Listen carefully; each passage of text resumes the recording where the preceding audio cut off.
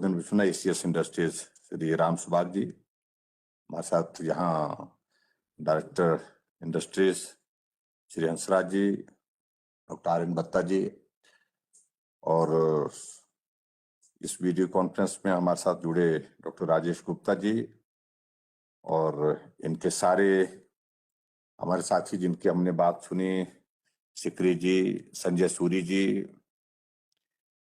मनोज अग्रवाल जी, अशोक गोयल जी और सभी उपस्थित आज के इस वीडियो कॉन्फ्रेंस में मित्रों, एक तो मैं आप सबका धन्यवाद करता हूं कि बहुत शॉर्ट नोटिस में आज हमारा ये इंटरेक्शन हो रहा है। एक्चुअली नहीं भले ही, लेकिन वर्चुअली हो रहा है। अगर कोविड नहीं होता तो शायद हम इस मुलाकात को और रूप में कर सकते थे। बहुत सारी चीजें जो हमने सोची थी वो सारी चीजें एक जगह रह गई। लेकिन मैं आप सबका धन्यवाद करना चाहता था, एक माध्यम ढूंढ रहा था कि जब भी हमको ऐसा संकट हिमाचल प्रदेश में, और हिमाचल प्रदेश की ही बात नहीं, मैं देश की अगर बात कहूं, हमारे सामने जब आया है, उसमें आप सब लोगों का बहुत बड़ा उसमें कंट्रीब्यूशन, आप सबका बहुत बड़ा सहयोग रहा है। और खास तौर से ये आपदा जो पिछले लगभग 1.5 वर्षों से हमारे देश को, हमारे प्रदेश को झकझोर रही है, इसमें तो फार्मा इंडस्ट्री का तो बहुत बड़ा सहयोग हमको रहा है, और जिसके लिए हिमाचल की ही नहीं, हिमाचल के अतिरिक्त पूरे देश की जनता, देश का नेतृत्व भी आप सबका आभारी है। हम उम्मीद कर रहे थे कि ये संकट लंबा नहीं चलेगा और ऐसी सूरत में सब सामान्य हो जाएगा, जल्दी हो जाएगा, ऐसी हमारी कल्पना थी। और शायद मेरे ख्याल में आप लोग भी यही सोचते थे, लेकिन ऐसा नहीं हो पाया अभी तक। और ये दौर अभी तक भी उस तरह से चल रहा है, कोविड के संकट का। और इस संकट के दौर में जो परिस्थितियां हमारे सामने हैं, उनको एक्सप्लेन करने की आवश्यकता नहीं, आप सारी बातों को अच्छी तरह से समझते हैं किस दौर में से हम सब लोग गुजर रहे हैं। लेकिन फिर भी मुझे इस बात की प्रसन्नता कि आप सब लोग मजबूती के साथ खड़े हैं और पूरा देश मजबूत नेतृत्व नरेंद्र भाई मोदी जी के नेतृत्व में खड़ा है, इस आपदा का भी सामना कर रहा है। और आपदा के सामना करने के साथ साथ में हम सब लोग अपने डेवलपमेंट के प्रोसेस को भी प्रभावित नहीं होने दे रहे। इंडस्ट्री चलती रहे, ये भी आवश्यक है। डेवलपमेंट के प्रोजेक्ट्स भले ही थोड़ी देर के लिए प्रभावित हुए, बाधित हुए, लेकिन उसके बावजूद भी वो चलते रहे, ये भी प्रयत्न प्रयास हमारी तरफ से जारी है। और ऐसे में खास तौर से जिस संकट के क्षण में बहुत जिसकी आवश्यकता है, वो हमारा फार्मा सेक्टर है, फार्मा इंडस्ट्रीज है। और आप सबके सहयोग के बिना आज के इस संकट को पार करना, ये कभी भी कल्पना भी नहीं की जा सकती है ये संभव हो। तो उसमें आप लोग अपनी भूमिका जिस जिस रूप में निभा सकते हैं उसको आप निभा रहे हैं।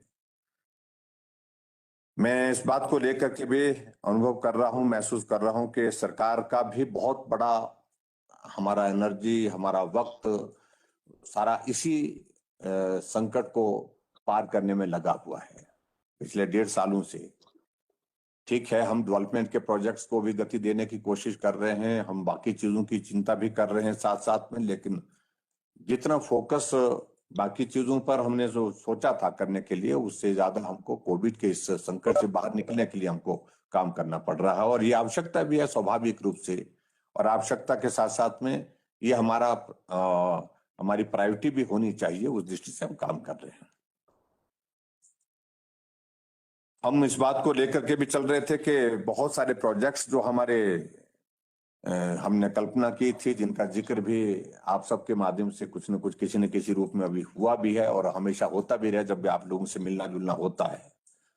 चाहे हमारा बल्क ड्रग फार्मा का इशू है, चाहे इसके अतिरिक्त हमारे दूसरे इश्यूज हैं जो हमारे एक्सपेंशन के हम सोच रहे थे। हिमाचल प्रदेश में फार्मा सेक्टर में बहुत सारी चीजों को जो करने की जरूरतें हैं, उन जरूरतों को पूरा करके हम आगे बढ़ें। वो सारी चीजें भी प्रभावित हुई हैं इस वक्त, थोड़े वक्त के लिए, लेकिन हम उम्मीद के साथ कह सकते हैं कि निश्चित रूप से उसमें हम सफल होंगे। वक्त थोड़ा जरूर लग जाए भले ही, लेकिन फिर भी उसके बावजूद हम कामयाब होंगे आगे बढ़ने में, अपने लक्ष्य को हासिल करने में। हिमाचल प्रदेश में कोविड की स्थिति आपके सामने है, उसमें कोई बहुत ज्यादा डिटेल मुझे लगता कहने की आवश्यकता नहीं है, क्योंकि सब लोग आजकल शाम को भी आंकड़ा देखते हैं, प्रदेश का भी देखते हैं, देश का भी देखते हैं, और सुबह उठते हैं तो भी इसी आंकड़े के साथ शुरुआत होती है कि नजर मारते हैं कि आज कितना टोटल आंकड़ा एक्टिव केस का हो गया देश में, कितने लोगों की दुखद मृत्यु हो गई।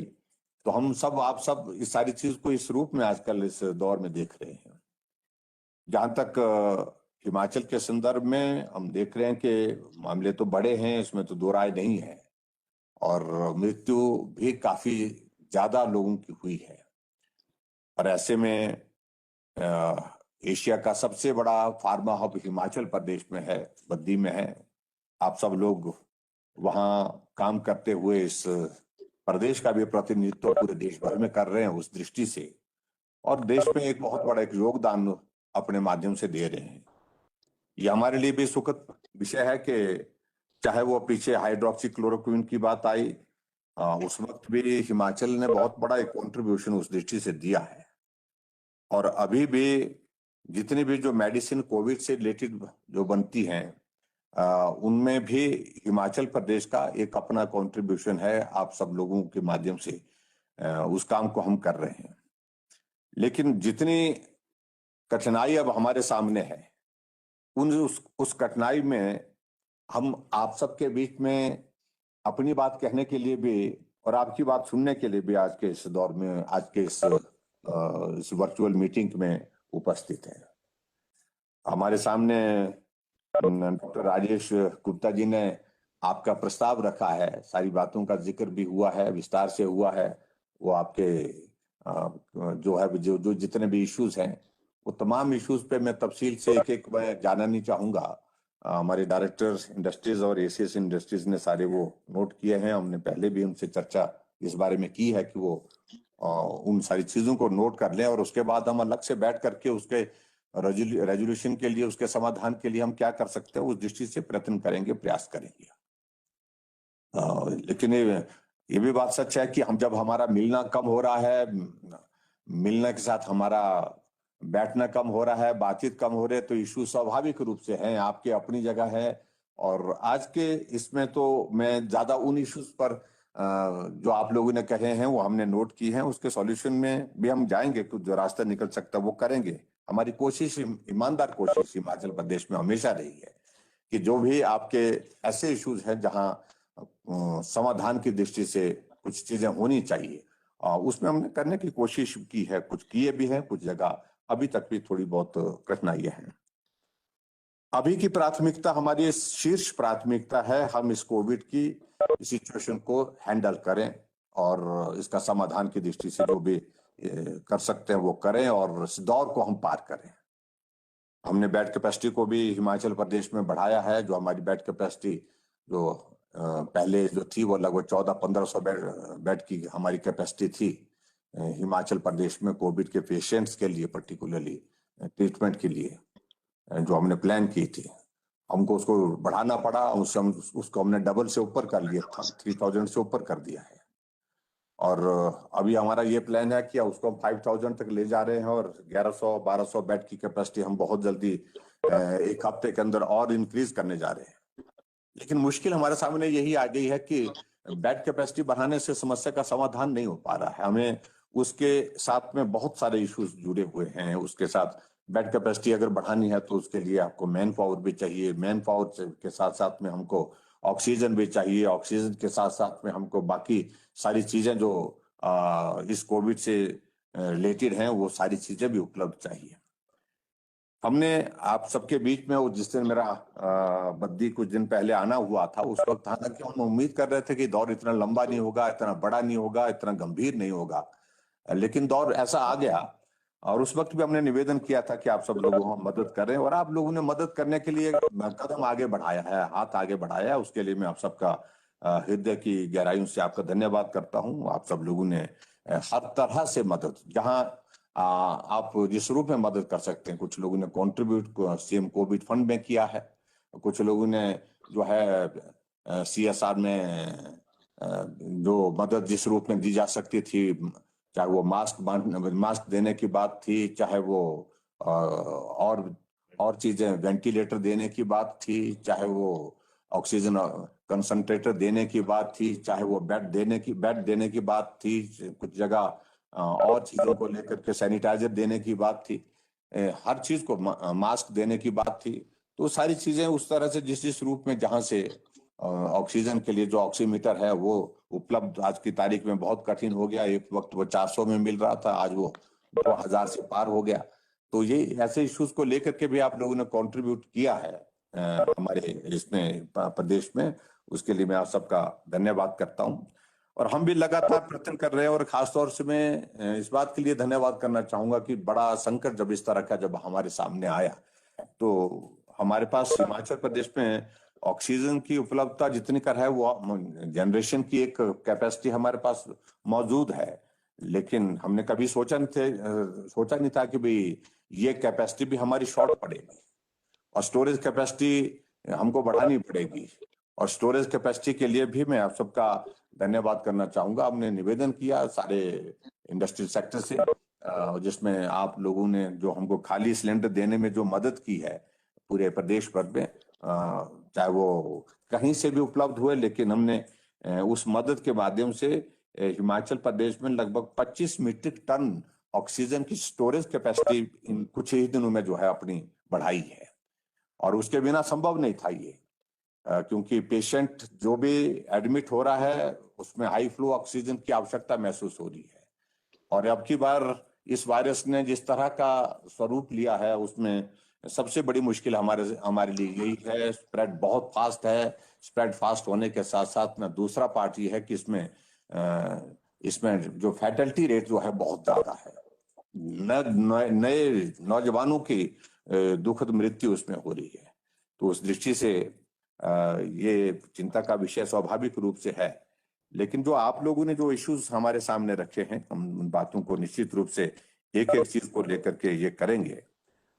जो आप लोगों ने एक बात कही कि जो हमारे जितने भी काम करने वाले जो आपके एम्प्लॉयज हैं, लेबर है, सब लोगों को जो है वो वैक्सीन प्रायोरिटी के साथ वो जो उसमें लगाई जाए, और इसको हम प्लान करेंगे। इसको हम निश्चित रूप से सोचेंगे किस प्रकार से किया जा सकता है।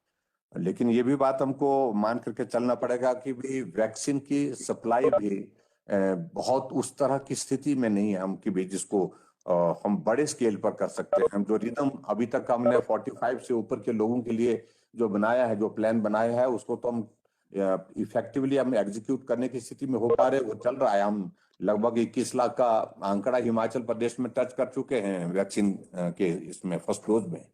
लेकिन फिर भी उसके बावजूद जितनी इसकी उपलब्धता हमको और ज्यादा बढ़ेगी, तो ये इस बात को हम बैठ करके हम चर्चा कर लेंगे।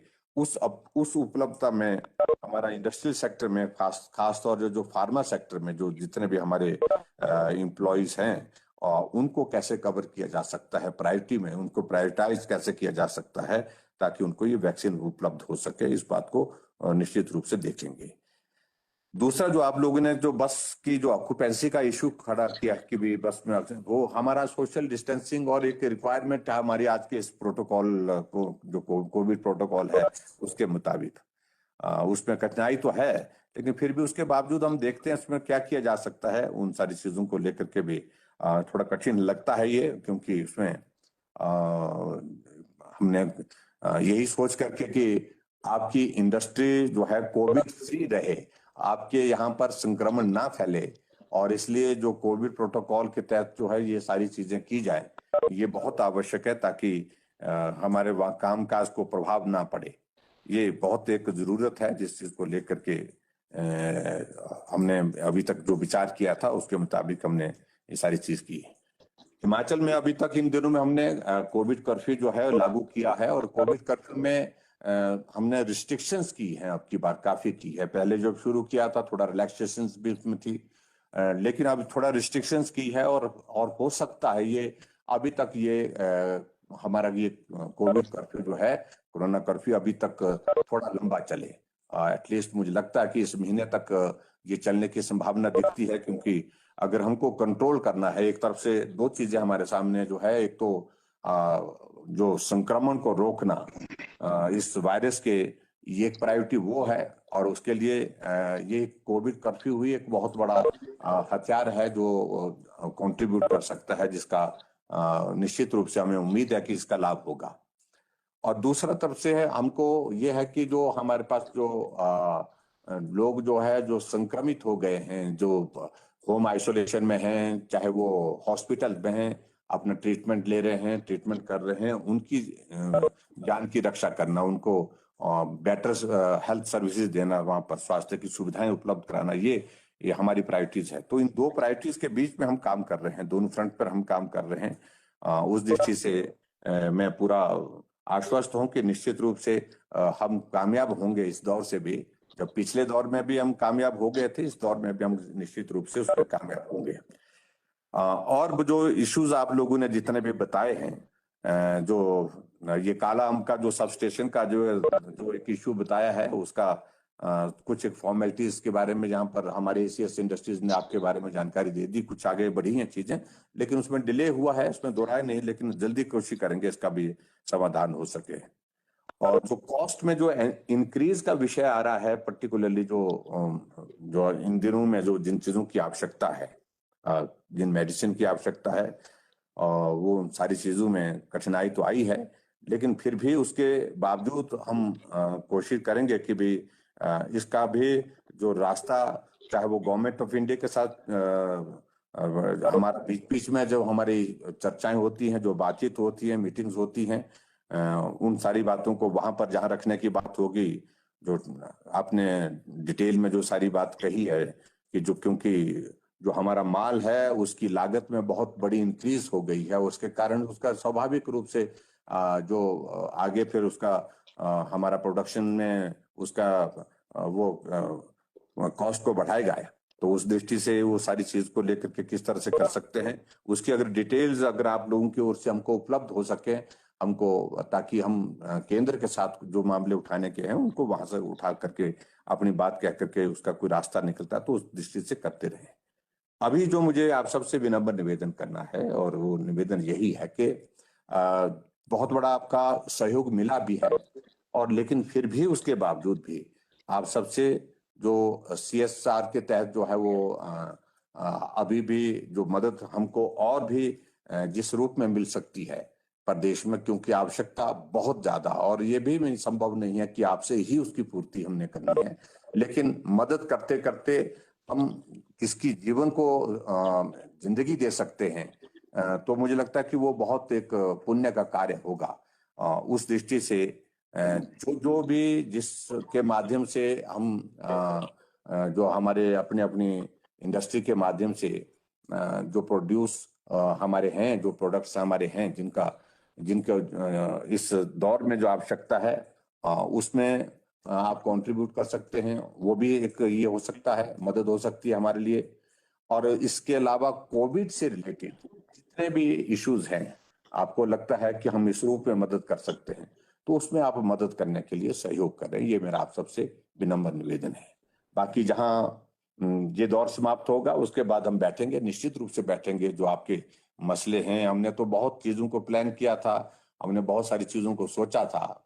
प्राइवेट सेक्टर की इन्वेस्टमेंट हिमाचल प्रदेश में आए, हमारा फार्मा हब जो है वो एशिया में नंबर 1 है, जिसको और ज्यादा स्ट्रेंथन करें, उसको मजबूत करें, आपके जो क्रॉनिक इश्यूज हैं उन इश्यूज का भी हम समाधान करें। उन बहुत सारी चीजें जो सोची थी उनमें कई तरह की बाधाएं इस कोविड के कारण आई हैं, लेकिन फिर भी मैं आपको जरूर कहूंगा कि आने वाले समय में जब ये दौर समाप्त होगा तो हम बैठेंगे, चर्चा करेंगे, और चर्चा ही नहीं करेंगे, समाधान की दृष्टि से भी कुछ निर्णय करके आगे बढ़ेंगे, ये भी मैं आपके बीच में कहना चाहता हूँ। और आज की इस वर्चुअल मीटिंग में आप सब लोग जुड़े, उसके लिए मैं आप सबका धन्यवाद करना चाहता हूँ। आपका बहुमूल्य सहयोग हिमाचल प्रदेश के लोगों को मिला है, हिमाचल प्रदेश की जनता को मिला है, और मैं कह सकता हूँ कि हिमाचल की डेवलपमेंट में भी मिला है।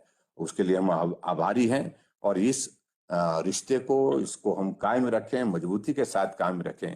आने वाले समय में भी जो सहयोग की दृष्टि से हम जो जिस रूप में मदद कर सकते हैं, वो मदद का दौर जारी रहे, ऐसा मेरा आप सबसे विनम्र निवेदन है। मुझे सिर्फ इतनी ही बात कहनी थी। बाकी आप लोगों ने जो इश्यूज जो बताए हैं, वो हमारे ध्यान में, जो मैंने डायरेक्टर इंडस्ट्रीज मेरे पास बैठे हैं, हम बैठ करके उनको एक बार जो है कंपाइल कर लेंगे, और उसके बाद आपके साथ एक अवसर ढूंढेंगे बीच में, जब हमारी बैठक होगी, मीटिंग होगी, तो उसमें कुछ चर्चा करके उनका समाधान की दृष्टि से आगे बढ़ेंगे।